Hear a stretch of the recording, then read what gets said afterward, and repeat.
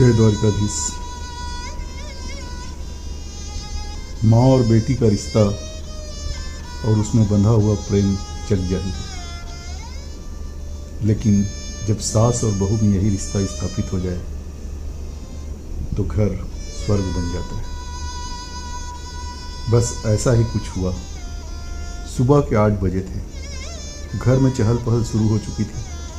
Kitchen से छौंक बघार की खुशबू आ रही थी और मंदिर से घंटी की आवाज़ें भी। बहू पूजा के बाद जल्दी जल्दी सबके लिए नाश्ता तैयार कर रही थी। तभी सासू माँ की आवाज़ आई, बहू पूजा का दिया कहीं बुझा तो नहीं, जरा देखना। बहू भागते हुए मंदिर में गई और मुस्करा कर बोली, नहीं माँ जी, सब ठीक है, आप आ जाइए। फिर बहू कमरे में आकर अपनी अलमारी से नई रेशमी साड़ी निकालने लगी।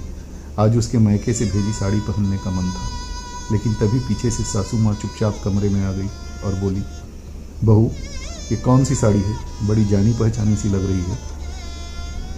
उन्होंने साड़ी को हाथ में लेकर उलट पलट कर देखा और उनके चेहरे पर हल्की नाराज़गी दिखने लगी। बहू ने सोचते हुए जवाब दिया, माँ जी ये तो मैके से आई थी, आपको कैसे लगी। सासू माँ ने भौं चढ़ाते हुए कहा, अरे मुझे तो लग रहा है ये मेरी शादी की साड़ी जैसी है, कहीं तुमने मेरी अलमारी से तो नहीं निकाली।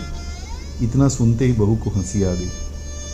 अमूमन होता यह है कि बहू ऐसी बातें सुनकर गुस्से में आ जाती है, लेकिन यहाँ कुछ उल्टा ही हुआ। उसने सासू माँ के पास आकर धीरे से उनका हाथ पकड़ लिया और बोली, माँ जी आपकी अलमारी में जितनी खूबसूरत साड़ियाँ हैं उनसे तो कोई भी बहू का चोरी करने का इरादा हो जाए, पर ये सच में मेरी है।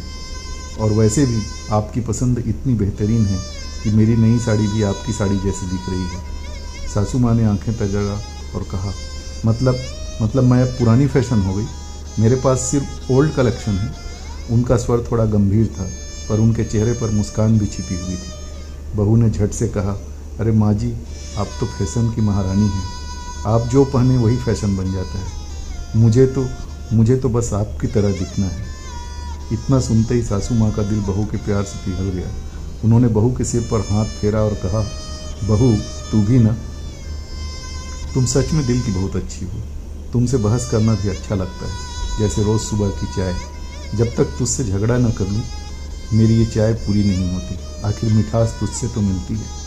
फिर दोनों ने साथ बैठकर चाय बनाई। चाय बनाते बनाते सासू माँ ने अपनी पुरानी यादें बाँटी। जानती हो, जब मैं तुम्हारे पापा जी के साथ पहली बार ससुराल आई थी तब यही गुलाबी साड़ी पहनी थी। सब ने खूब तारीफ की थी। तब मैं भी तुम्हारी तरह नर्वस रहती थी। बहू ने उत्सुकता से पूछा, फिर आप कैसे सबका दिल जीत ली माँ।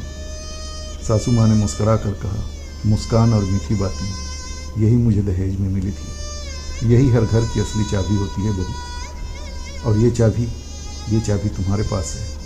फिर दोनों बैठी। सासू माँ ने अलमारी से अपनी पुरानी साड़ियाँ निकाल कर बहू को गिनाने लगी।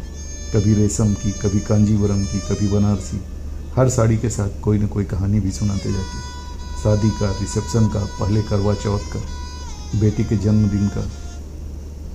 बहू हर कहानी में खोती जा रही थी। बीच बीच में सासू माँ बहू के लिए टिप्स भी देती, ये साड़ी पूजा में पहनना, ये शादी ब्याह में अच्छी लगेगी, और ये लाल वाली ये खास मौके पर जब तुम्हें बहुत अच्छा लगे, जब तुम खुश हो तब पहनना, तुम्हारे चेहरे पर खूब खिलेगा।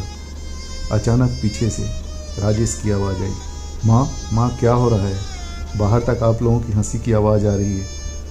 वो तब तक दरवाजे पर आ चुका था और मुस्करा रहा था। बहू ने हंसकर कहा, माँ जी अपनी साड़ियों की कहानी सुना रही है। अब समझ आया कि ये घर क्यों इतना खूबसूरत है, क्योंकि माँ जी जैसी है। पति ने झुककर सासू माँ के पैर छुए और बोला, आप दोनों ऐसे ही खुश रहिए। घर की रौनक आप दोनों की हंसी छिछोलियों में ही तो है। उस दिन के बाद बहू और सासू माँ की हर सुबह साड़ियाँ और घर की कहानियों में गुजरने लगी। उनकी छोटी छोटी नोक झोंक घर में प्यार घोल देती और रिश्ते को और मजबूत करती। बस जिंदगी कुछ ऐसे ही है। हर सास हर बहू में अपनी बेटी खोजती है, और हर बेटी हर सास में अपनी माँ। जहाँ ये दोनों मिल जाते हैं तो उस घर में रहने का आनंद ही कुछ और होता है। जय द्वारिकाधीश।